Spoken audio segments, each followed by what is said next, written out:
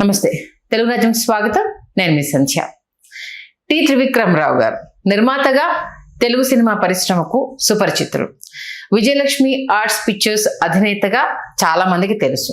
అలాగే తెలుగు, హిందీ, కన్నడ భాషల్లో సినిమాలను నిర్మించారు. దాంతోపాటు చిరంజీవి గారితో అద్భుతమైన 3 సినిమాలను తీసి సూపర్ డూపర్ హిట్ కొట్టారు.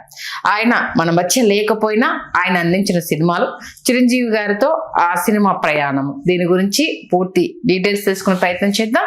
చరిత్రకారులు, సినీ రాజకీయ విశ్లేషకులు చిల్లగడ్డ శ్రీకాంత్ గారు మనతో ఉన్నారు. ఆయన ద్వారా మరిన్ని విశేషాలు.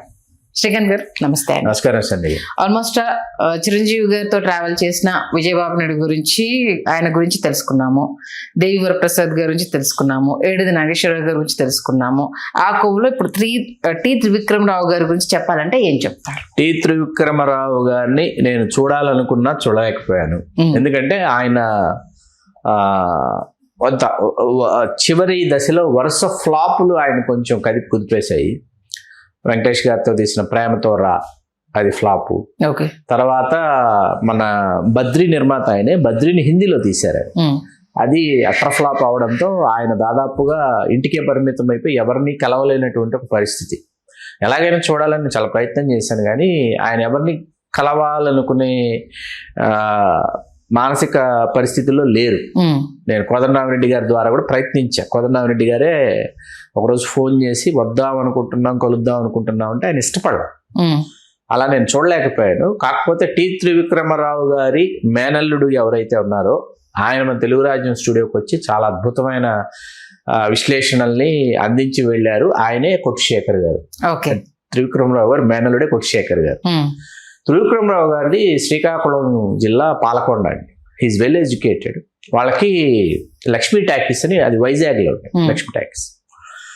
అక్కడ ఈ లక్ష్మీ టాకీస్లో సినిమాలు బాగా ఆడటం అన్నది ఆయనకి, సినిమా మీద విపరీతమైన ప్రేమ పెంచుకొని ఆయన అసిస్టెంట్ డైరెక్టర్గా చేరిపోయి డైరెక్టర్ అయిపోవాలని వెళ్ళిపోయాడు. చెన్నై వెళ్ళిపోయి సిఎస్ రావు గారి దగ్గర చేరి వాల్మీకి సినిమాకి అసిస్టెంట్ డైరెక్టర్ పనిచేసి మళ్ళీ వైజాగ్ వచ్చి మళ్ళీ కొంతకాలం ఆయన వెరీ గుడ్ బిజినెస్ మ్యాన్ అన్నమాట చేసి మళ్ళీ సినిమా ప్రపంచం, సినిమా పరిశ్రమ ఆయన వెనక్కి లాగుతాం. వెనక్కి తిరిగి వచ్చిన తర్వాత ఆయన తీసిన మొదటి సినిమాయే మొనగాడని చెప్పి ఎడిటర్ టి కృష్ణ గారిని ఉండేవారు. ఎడిటర్ టి కృష్ణ గారి డైరెక్షన్లో మొనగాడని ఒక సినిమా తీశారు. శోభన్ బాబు గారు సూపర్ హిట్, చాలా బాగుంటుంది సినిమా. మనం వేళ కూర్చున్నా ఆ టెస్ట్ ఇచ్చి పూర్తి చేస్తాం. కమర్షియల్గా చాలా బాగుంటుంది. అది సూపర్ హిట్ అయిన తర్వాత ఏంటంటే ఆయనకి నమ్మకం వచ్చింది, సినిమా అంటే పూర్తి స్థాయిలో ప్రేక్షకుడిని వినోదపరచడమే తప్ప మనం సందేశాలు ఇవ్వాలి, సందేశాలు చెప్పాలి, లేకపోతే మన భావాలు రుద్దాలి అనేటటువంటి ధోరణి కాదు సినిమా అన్నది అర్థమై కొట్టేలు పున్నమ్మ డబ్ చేశారు. అది చాలా బాగా ఆడింది శ్రీప్రియ గారు. అక్కడి నుంచి ఏంటంటే ఆయన చాలా సరికొత్తగా ఆయన ప్రయాణాన్ని ఎంచుకుని కమర్షియల్ సినిమా తీయాలి, కమర్షియల్గా సినిమాలు చేయాలి, కమర్షియల్ డైరెక్టర్ని అనిపించుకోవాలి అనేటటువంటి, కమర్షియల్ ప్రొడ్యూసర్ అనిపించుకోవాలి, కమర్షియల్ సినిమాలకి కేర్ ఆఫ్ అడ్రస్గా విజయలక్ష్మి ఆర్ట్ మూవీస్ని తీర్చిదిద్దాలి అని కొన్ని ప్రయోగాలు కూడా చేశాడు ఆయన. అట్లా సూపర్ స్టార్ కృష్ణ గారితో ఘరానా దొంగ కె రాఘవేంద్రరావు గారి డైరెక్షన్లో, అది కృష్ణ గారి డ్యూయల్ రోలు, రాఘవేంద్రరావు గారు ఎక్స్ట్రాడనరీగా ఉంటుంది సినిమా. అది సూపర్ డూపర్ హిట్, కమర్షియల్గా బ్లాక్ బస్టర్ కృష్ణ గారి సినిమాల్లో అయ్యేటప్పటికి ఆయన నమ్మకం మరింత బలపడింది. రెగ్యులేజ్ వాళ్ళని ఒక సినిమా చేశారు కానీ కృష్ణరాజు గారితో అది సోగా ఆడింది, ఆడలేదు అనుకుంటా అసలు. అక్కడి నుంచి మళ్ళీ మన పందా ఇది కాదు, మనం ఈ పందాలోనే చెయ్యాలి, కమర్షియల్ పందాలోనే మనం వెళ్ళాలని చెప్పి ఆయన అప్పుడు రాఘవేంద్రరావు గారిని అడిగారు. నాకు రామారావు గారితో సినిమా చేయడం కళ. రామారావు గారి సినిమాకి నేను అసిస్టెంట్ డైరెక్టర్గా పనిచేశాను. ఎలాగైనా సరే రామారావు గారితో కనీ విని ఎరుగని సూపర్ డూపర్ హిట్ తీయాలి అని అంటే అది జస్టిస్ చౌదరి. అది ఇవాళకి నాకు సత్యానంద్ గారి స్క్రిప్ట్స్లో నాకు చాలా నచ్చే స్క్రిప్ట్ జస్టిస్ చౌదరి అండి. బాగుంటుంది. అలాగే మీరు అసలు నేను చాలా ఎక్కువ సార్లు రామారావు గారి సినిమాలు చూసిన సినిమాల్లో జస్టిస్ చౌదరి ఒకటి. వేటగాడు హైయెస్ట్ నంబర్ వస్తుంది రామారావు గారి సినిమాల్లో. నేను హైయెస్ట్ నంబరు వేటగాడు, అడవిరాముడు, ఈ 2 హైయెస్ట్ నంబర్స్లోకి వస్తాయి. ఆ తర్వాత జస్టిస్ చౌదరి వస్తుంది. ఈ సినిమాలో ఆ సినిమా సమయానికి ఏంటంటే త్రివిక్రమరావు గారు వైట్ షర్టు, వైట్ ప్యాంటు, ఆయనతో ఆల్మోస్ట్ ఆల్ ప్రొడ్యూసర్స్ లో వైట్ షర్ట్, వైట్ ప్యాంట్ ఆయనతో మొదలైనాయి. ఆయన చూసి చాలా మంది producers white shirt, white pant వేసుకుంటే ప్రొడ్యూసర్ గా గుర్తిస్తారు. అంతకుముందు డైరెక్టర్స్, సినిమాటోగ్రాఫర్స్ ఈ వైట్ అండ్ వైట్ వేసుకునేవాళ్ళు. కె విశ్వనాథ్ గారు కాకి డ్రెస్ వేసుకునేవాళ్ళు డైరెక్టర్ గా. ఇప్పుడు వైట్ అండ్ వైట్ ప్రొడ్యూసర్, అంతకుముందు ప్రొడ్యూసర్స్ అంతా సిల్క్ చొక్కా, సిల్క్ లాల్చీలు, మంచి సిల్క్ పంచులు అలా కట్టుకుని ఉండేవాళ్ళు. ఈయన వైట్ షర్ట్, వైట్ ప్యాంట్ వేసుకుని, వైట్ షూ కానీ, వైట్ మంచి కాస్ట్లీయెస్ట్ చెప్పులు వేసుకుని ఉండేవారు. ఒకరోజు కూర్చుని ఉంటే రాఘవేంద్ర గారు అన్నారంట, కాలు మీద కాలు వేసుకోండి అన్నాడంట. ఆయన కాలు మీద కాలు వేసుకుంటే, ప్రొడ్యూసర్ అన్నవాడు ఎప్పుడు కాలు మీద కాలు వేసుకోవాలండి, మమ్మల్ని కాలు మీద కాలు వేసుకో. వశిష్ఠ చౌదరి సినిమా ఒక ఇవాళకి నాకు సత్యనారాయణ గారి పాత్ర చాలా ఇష్టం. ఆయన డ్యూయల్ రోల్ చేసిన ఒక పాత్ర చచ్చిపోతుంది, ఇంకో పాత్ర వీళ్ళను బొమ్మల్లో డైమండ్స్ పెట్టి స్మగుల్ చేస్తుంటాడు. ఆ సినిమాలో రామారావు గారిని రాఘవేంద్ర గారు చూపించినటువంటి తీరండి. మరీ ముఖ్యంగా శ్రీలక్ష్మి పెళ్లికి చిరునవ్వే కట్నం, ఆ పాట చాలా ఇష్టం. అట్లా జస్టిస్ చౌదరి తర్వాత మీకు యుద్ధం అని దాసనారాయణరావు గారి దర్శకత్వంలో కృష్ణరాజు గారి హీరోలో ఒక సినిమా వేశారు. అది సరిగ్గా ఆడలేదు. అక్కడ సరిగ్గా ఆ సమయంలో యుద్ధం ఫ్లాప్ అయిన సమయానికి చిరంజీవి గారు ఇలా తారాజుమలా దూసుకొస్తున్న సమయాన్ని ఒడిసి పట్టుకుని ఆయన గూఢాచారి #1 చిరంజీవి గారితో అందరూ ఆశ్చర్యపోయింది ఏంటంటే డైరెక్షన్ కోడి రామకృష్ణ గారు. ఓకే, అదేంటి ఇంట్లో రామ వీధిలో కృష్ణయ్య చేసి ఈ సినిమాకి అదేమో ఫుల్ ఫ్యామిలీ డ్రామా, దీనికేమో ఆలస్యకరం కూడా అప్పటికి అయిపోయినట్టు, వెంటనే దీనికి పెట్టడం ఏంటి, ఇది ఫుల్ గూఢాచారి #1 అంటే యాక్షన్ ఫిలిం కదా అని అంటే, త్రివిక్రమరావు గారు డైరెక్టర్ ఏదైనా తీయగలడు అని నేను నమ్ముతాను కాబట్టి అని చెప్పి ఆ కథ కానీ లేకపోతే ఆ పాత్రలు కానీ, దానిలో గొల్లపూడి గారికి ఆ పాత్ర, భావన్ చంద్ర గారి పాత్ర, చచ్చిపోతాడు రాజా గారి పాత్ర, అది చాలా బాగుంటుంది. పిఎల్ నారాయణ గారు ఎంత బాగుంటుందంటే అంత బాగుంటుంది. కన్నడ విలన్ సుదర్శన్ గారిని తీసుకొచ్చి రావుగోపాలరావు గారు, అది చిరంజీవి గారి జీవితంలో అత్యద్భుతంగా ఆయన ఎక్కువ విచిత్ర వేషధారణలో కనిపించిన సినిమాలో గూఢాచారి #1 ఒకటి. నెంబర్ ఆఫ్ గెటప్స్ అనమాట, నెంబర్ ఆఫ్ డిఫరెంట్ గెటప్స్ లో కనిపిస్తాడు ఆయన. ఈవెన్ గొల్లపూడి గారిది కూడా మాస్క్ ది, అదే ఆ సినిమా ఇది సూపర్ హిట్ అండి. సూపర్ హిట్ అయిన తర్వాత చెన్నైలోనే 100 days ఫంక్షన్ చేశారు, అడయార్ గేట్ హోటల్లో 100 days ఫంక్షన్ చేశారు. వేసిన తర్వాత వెంటనే ఇమ్మీడియట్గా చేయాలి చిరంజీవి గారితో. ఆ చిరంజీవి గారు ఉన్న దూకుడికి ఆ వేగానికి ఏంటంటే సమయం పట్టింది. ఈ 83 జూన్ ఇది గూఢాచారి #1 83 జూన్. ఆ జూన్ తర్వాత ఏంటి చిరంజీవి గారివి మనకి సింహపురి సింహం వచ్చేసింది, తర్వాత సింహపురి సింహం ముందు ఇది ఖైదీ వచ్చింది, ఖైదీ తర్వాత మంత్రి గారి వేంకుడు తర్వాత సింహపురి సింహం. నాన్ స్టాప్ గా చిరంజీవి గారు ఏంటంటే నంబర్ ఆఫ్ ఫిల్మ్స్ చిరంజీవి గారు చేస్తున్న సమయం అనమాట. అంటే 12, 10 మినిమమ్ 10, 12, 14 అలాంటి టైం చిరంజీవి గారు చేసిన. 85కి వచ్చేటప్పటికి 85 అంటే 84లో దొంగ ప్రారంభమైంది. కోదండరామిరెడ్డి గారి డైరెక్షన్ చిరంజీవి గారు అసలు చేస్తున్నారు. వియత్నాం వీడి సుందరం అని ఖైదీ కథ ఆయనే చెప్పాలి. ఆయన అప్పుడు చెప్పలేకపోయిన తర్వాత తీసుకొచ్చి మళ్ళీ ఇక్కడ వియత్నాం వీడి సుందరం అని ఆయన కథ, దానికి పరుచూరి బ్రదర్స్ చేసినటువంటి సంభాషణలు, దాన్ని తర్వాత మన విఎస్ఆర్ స్వామి గారి ఫోటోగ్రఫీ. చిరంజీవి గారు ఏం చేశారంటే డాన్స్లకు సంబంధించి తన దగ్గర నుంచి చాలా కొత్తదనం కోరుకుంటున్నారు. చిరంజీవి గారికి అర్థమైన సంవత్సరం 1985. ఓకే, మీకు అందుకే 1985 తీసుకుంటే చిరంజీవి గారి కేవలం 8 సినిమాలు, అక్కడి నుంచి చిరంజీవి గారు 8, 6 అలా వస్తాయి. చిరంజీవి గారి గ్రాఫ్ 8 సినిమాలు చేశారు చిరంజీవి గారు. అడవి దొంగ కంటే ముందు దొంగ విడుదలైపోయింది అనమాట. విడుదలైపోయి మార్చి 14 సూపర్ డూపర్ హిట్. మామూలు కథండి, సాధారణమైన కథ. రావుగోపాలరావు గారు, మన అల్లురాలింగయ్య గారు, గొల్లపూడి గారు, వీళ్ళే చలపతిరావు గారు, భీమరాజ్ గారు, వాళ్ళే విలన్స్, రాధా హీరోయిన్. ఒక మామూలు సాదాసీదా కథని కమర్షియల్గా చెప్పి ఒప్పించడం. ఫస్ట్ రిలీజ్ నుంచే ఆ సినిమా ఏంటంటే అప్పటికి తెలుగులో సినిమాలు మా రెగ్యులర్గా తీసే నిర్మాతలు తీయాలా వద్దా అని ఆలోచించుకుంటున్నటువంటి ఒక టైం. అంటే ఆడటంలా, ఏ సినిమా ఆడుతుందో తెలియదు, ఏ సినిమా ఆడదో తెలియదు. అటువంటి సమయంలో దొంగ తెచ్చిన వసూళ్లు, దొంగ సినిమా సృష్టించిన వసూళ్ల ప్రభంజనం ఏంటంటే ఒక ఊపిరి తెలుగు సినిమా పరిశ్రమకు అందించినట్టుంది. అబ్బా కమర్షియల్ సినిమాలు ఆడతాయి, ఆడవని ఎవరు ఇంకా మనం ఇదే భయపడాల్సిన పని లేదు. ఇందాక మనం చిరంజీవి గారి ఆయన సరికొత్త డాన్స్లను ఎందుకన్నామంటే మైకేల్ జాక్సన్ గారి ప్రభావం ఉంది అప్పటికి. ఓకే, దాన్ని చిరంజీవి గారు దృష్టిలో పెట్టుకుని దాన్ని తెలుగు సినిమాల్లోకి ఇంప్లిమెంట్ చేస్తే ఎట్లా ఉంటుందని, అది గోలీ మార్ ఇవన్నీ ఆ red colour as it is Michael Jackson getup వేసుకొని అది చేయటం మొదలుపెట్టి, అది కేవలం ఆ పాట చూడటానికి వెళ్ళిన ఫ్యాన్స్ ఉన్నారు. ఒక్క సాంగ్ చూసేసి మిగతా సినిమా అంతా అలాగే టైం పాస్ చేసిన ఫ్యాన్స్ చాలా మంది. అదే ఏం చేస్తావు అద్భుతంగా చేశారు. అలా దొంగ సినిమా కొన్ని జ్ఞాపకాల్ని మిగిల్చింది. తర్వాత మీకు 87లోనే, ఇది 85 అండి, 87 కల్లా మళ్ళీ 2 ఇయర్స్ ఉండేది టైం. ఏది ఒక ప్రొడ్యూసర్కి చేసిన తర్వాత సక్సెస్ఫుల్ ప్రొడ్యూసర్కి మళ్ళీ మాట్లాడుకొని మళ్ళీ డేట్స్ ఇస్తానని చెప్పి మళ్ళీ కథ మీద కూర్చునేటప్పుడు 2 సంవత్సరాలు పెట్టేది. అది 87 అయింది. 87లో ఆ కథ అయిపోయింది, మాటలు రాసేసారు.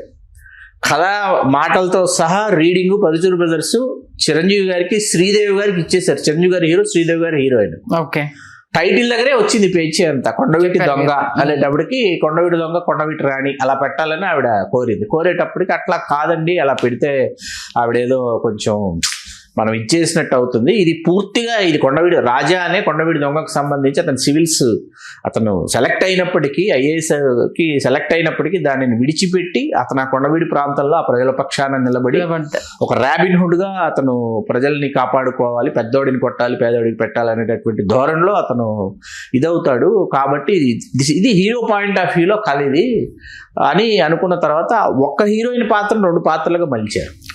విజయశాంతి గారు, రాధ గారు అక్క చెల్లెళ్ళు అలా మలిచారు.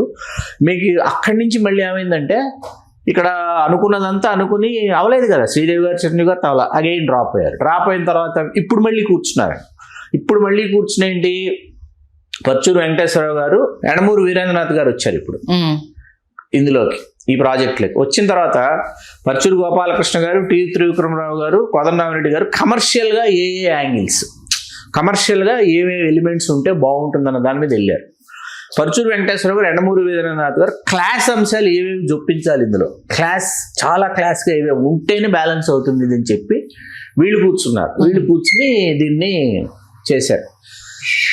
80 పూర్తి స్థాయిలో 89 1989 కంప్లీట్ షూట్ అండి సినిమా. షూట్ అయ్యి 90 జనవరి 14 వేసేయాలి సినిమా, సంక్రాంతికి సినిమా పడిపోవాలన్నది ఫిక్స్ అయ్యారు. కానీ అవలా, ఎందుకంటే 89 సంక్రాంతికి అత్తకిమ్మడమ్మాయికి మొగుడు ఇండస్ట్రీ హిట్, అప్పటికి 90 కొండవీడి దొంగ వేసేయాలి సంక్రాంతికి అని అవ్వలేదు. ఎందుకంటే ముదుమలైలో జరిగిన shooting, number of days shooting days, working days, forest, Dilip Geetha అని తెల్ల గుర్రాలు ఉండేవి. సినిమా షూటింగ్లు ఇలాంటికి అవే అనమాట.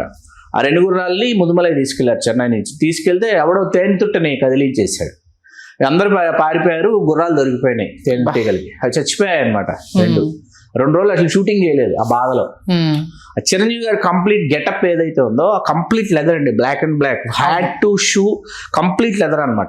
అది ఏది వేరే ఇది వాడకుండా complete leather, upper class face mask కానీ ఎవ్రీథింగ్, మెడలో మఫ్లర్ ఒకటి, అలా తెల్లగుర్రము, ఇంకొక నల్ల కుక్క, అలా రాజా పాత్రని వాళ్ళు డిజైన్ చేసిన విధానం. ఇందాక మనం క్లాస్ మాస్ అని అనుకున్నాం. మాస్ ఎలిమెంట్స్ అనేటప్పటికి ఏమవుతాయంటే, మీకు మోహన్ బాబు గారు వచ్చి సింహం నరసింహం, 2 సింహాల మధ్య నరుణ్ణి నేను ఆ డైలాగు అయిన ఉంటాయి కదా, నేను భూమి మీద కాకుండా నేల మీద కాకుండా మధ్యలో అనుభవించాలి, గాల్లో చిరంజీవి గారు అనుభవించడం కదా, నేను కొడతానని చెప్పి కొడతాడు. ఇట్లాంటివన్నీ కమర్షియల్ ఎలిమెంట్స్ అనమాట. ఆ పాము ఆడించుకుంటా విజయశాంతి గారు పోలీస్ డిపార్ట్మెంట్ ఆడించడం, అక్కడ రకమైనది పుట్టలో చెయ్యి పెట్టనా అని చిరంజీవి గారు చెప్పే డైలాగ్స్, ఇన్ని కమర్షియల్. క్లాస్ అనేటప్పటికి రాజానే కొండవీడి దొంగ అని రాధా గుర్తిస్తుంది. ఎలా గుర్తించావంటే, నా బొట్టు బిళ్ళ తీసి పెట్టుకుంటుంది అన్నమాట. అన్ని క్లాస్ టచెస్ అనమాట. మీకు శుభలేఖ రాసుకున్న పాట కూడా ఏంటంటే, ఆ పాట వన్స్ ట్యూన్ అయిపోయి రికార్డింగ్ అయిపోయిన తర్వాత పాట ఇప్పుడు ఎక్కడ తీయాలి అని, ఇప్పుడు మనం దొడ్డబెట్ట పీక్ అని మాట్లాడుకున్నాం కదా, అక్కడ తీశారు ఊటీలో.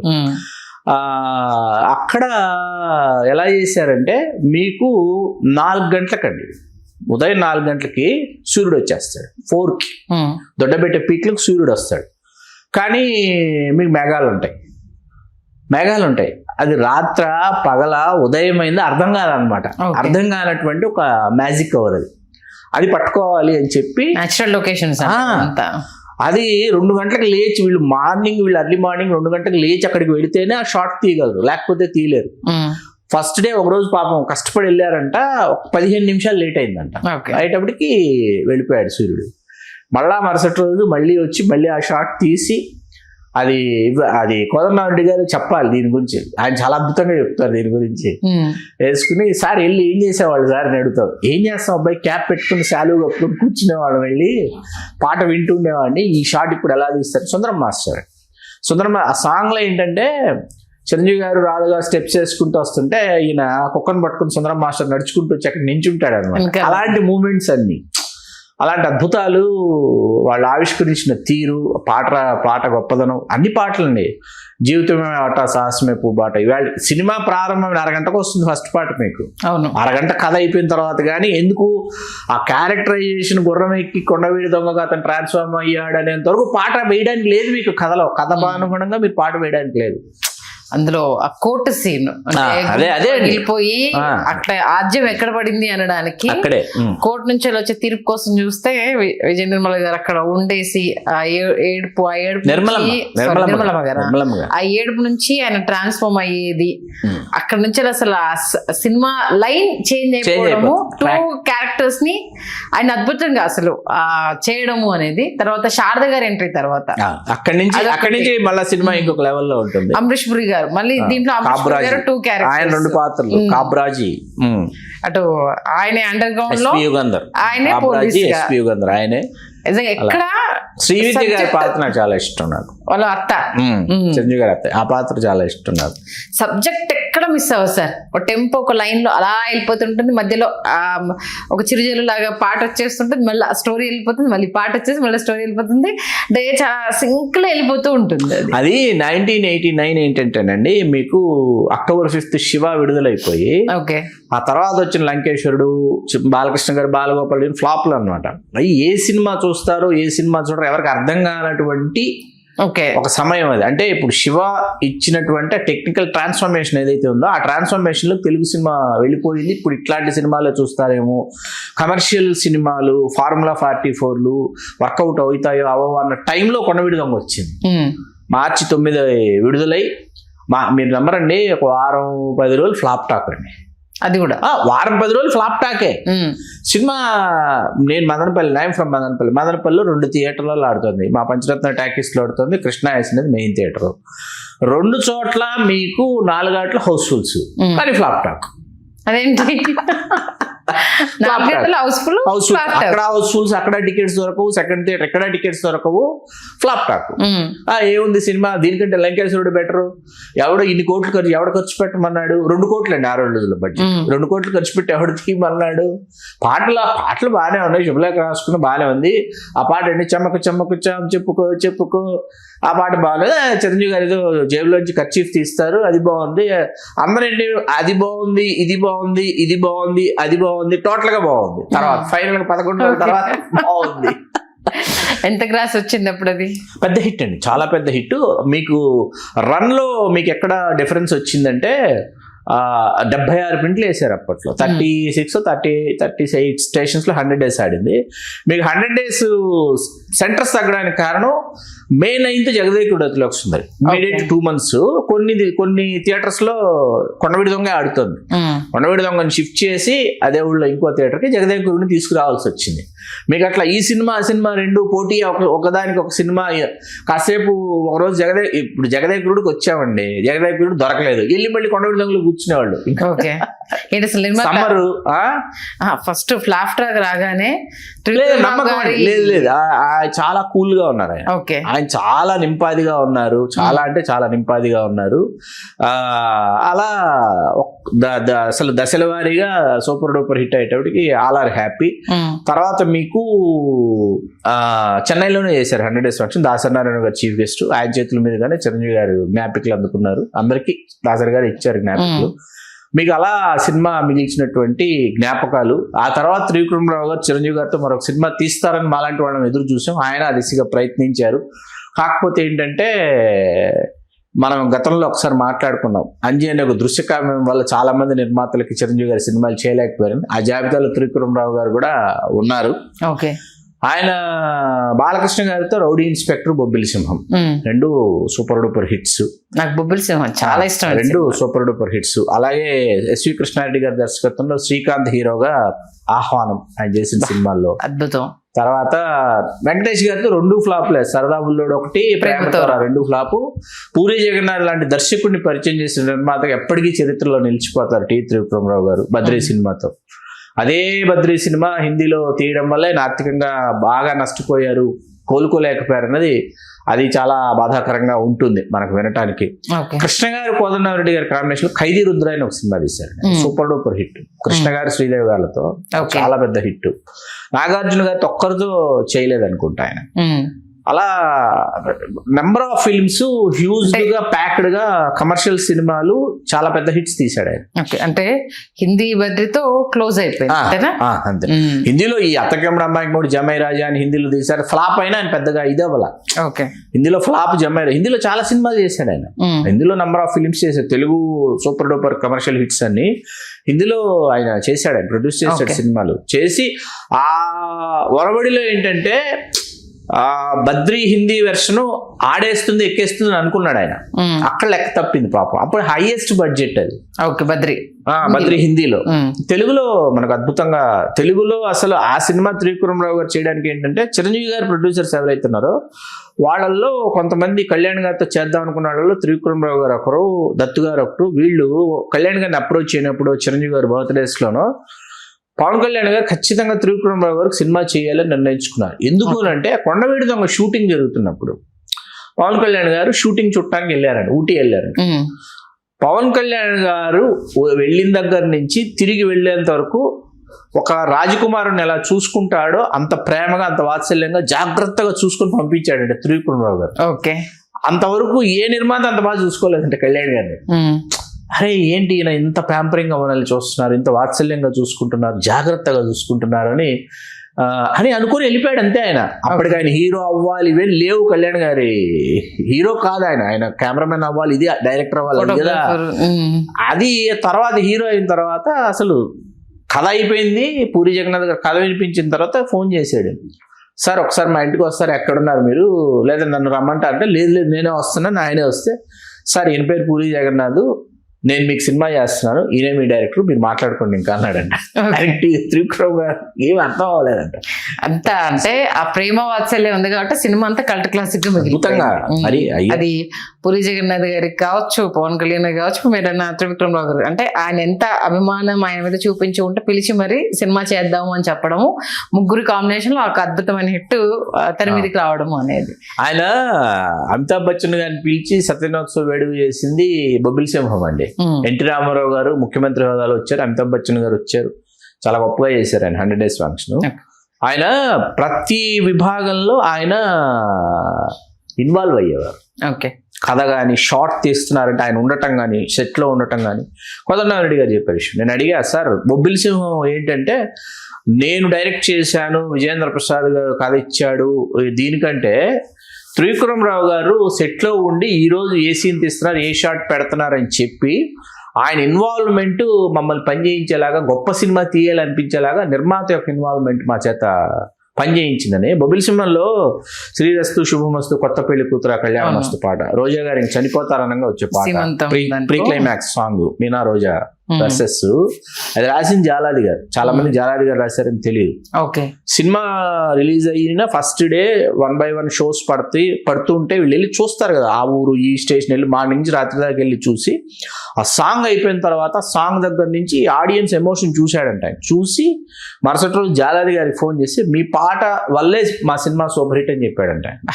Super. That is T Trivikrama Rao. అంటే ఎవరికి ఇవ్వాల్సిన గౌరవం వాళ్ళకి ఇవ్వటం, ఎవరికి ఇవ్వాల్సిన స్పేస్ వాళ్ళకి ఇవ్వటం. ఇంత మంచి గుర్తింపును, గౌరవాన్ని ఆయన కాపాడుకోవడం అనేది గొప్ప విషయం. అలాంటి వ్యక్తి మన మధ్య లేకపోవడం ఇప్పుడు అనేది బాధాకరం. చిరంజీవి గారి ప్రయాణంలోనండి దీనిలో ఒక్కొక్క నిర్మాత ఒక్కొక్క స్టేజ్ లో చిరంజీవి గారి కొన్ని అద్భుతాలు ఇచ్చారు. అది వాళ్ళ లైఫ్ ని ఒక మెట్టును ఎక్కించింది, సినిమా ఇండస్ట్రీని ఒక మెట్టును ఎక్కిచ్చేసింది. చిరంజీవి గారి జీవితంలో కూడా అంచెలంచెలుగా ఇంకొక మెట్టు ఎదగడానికి ఇవన్నీ దోహదపడ్డాయి. ఇలాంటి అద్భుత విషయాలు మా తెలుగు రాజ్యం ప్రేక్షకులందరికీ తెలియజేసి మమ్మల్ని అందరినీ కూడా ఆనందింపజేస్తున్నందుకు ప్రత్యేక ధన్యవాదాలు శ్రీకాంత్. ధన్యవాదాలు సంజయ్ గారు. హలో, తెలుగు రాజ్యం ఛానల్ చూస్తున్నారా? సామాజిక, రాజకీయ, జీవన చిత్రణే తెలుగు రాజ్యం. అతిశయోక్తులు, అసత్యాలు ఉండవు. రాజకీయ కోణం కాదు, ప్రజా కోణమే కొలబద్ద. తెలుగు రాజ్యం వీక్షణ మీ ఉత్తమ అభిరుచికి నిదర్శనం.